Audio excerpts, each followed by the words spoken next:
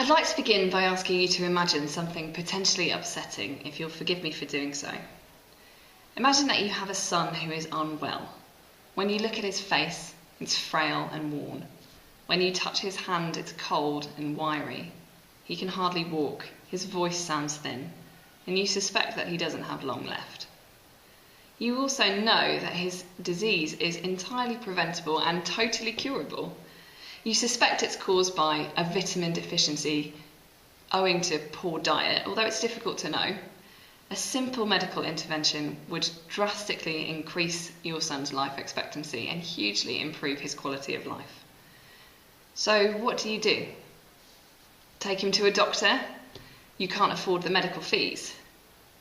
Treat him at home by making simple changes to your diet to improve his nutrition. Well, you're just scraping by as it is, and there's no way that you can afford the kinds of changes to diet that would take. Maybe you go to your employer to ask him for an increase in your salary.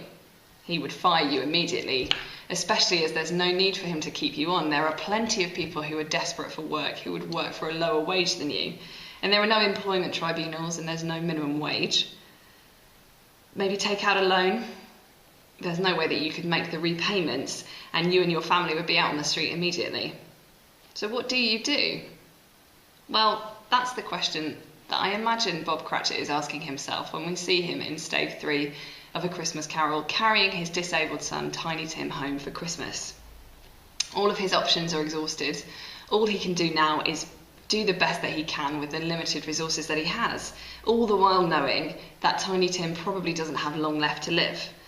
And yet our first impression of Bob Cratchit is that he is a contented family man, and Dickens describes how he ran home at full pelt for Christmas to play blind man's buff with his family.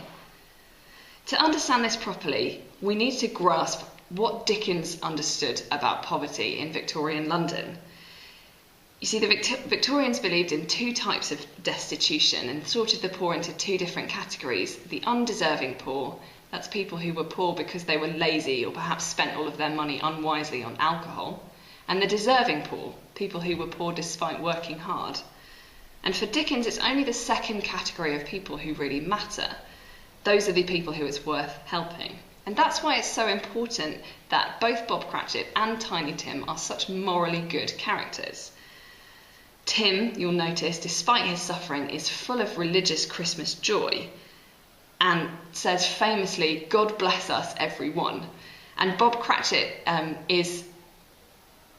toasts Scrooge as the founder of the feast, even though he is odious and stingy, as Mrs. Cratchit reminds us. And notice too that Scrooge is immediately struck by what he sees in the Cratchit household, at both Tim's suffering and the whole family's moral behaviour. He says to the spirit, "Tell me if Tiny Tim will live." And we're supposed to understand that that use of imperatives shows Scrooge's desperation for Tiny Tim. It's the beginning of his redemption. We've never seen him care about any character before. It's this, Bob Cratchit's cheerfulness in spite of his poverty, his shocking poverty despite his hard work, and the tragedy of Tiny Tim's wasting disease that catalyses Scrooge's change in the novella. It's what really motivates him to redeem himself. Now, for a 21st century audience, it's shocking to divide the poor into two types, the deserving and the undeserving, especially when considering the health of a child, as I asked you to imagine at the beginning. Would it really matter to us if Tiny Tim's father was an alcoholic instead of a hard-working man? Of course not. His unnecessary suffering is deplorable regardless of how it came about.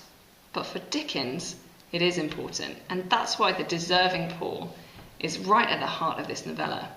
We expect him to invite us to share generously in Christmas cheer and with our money to all people everywhere, but Dickens doesn't do that.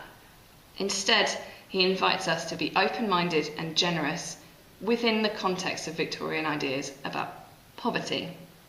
And he uses Bob Cratchit and Tiny Tim as a moral example to illuminate Scrooge's misanthropic behaviour.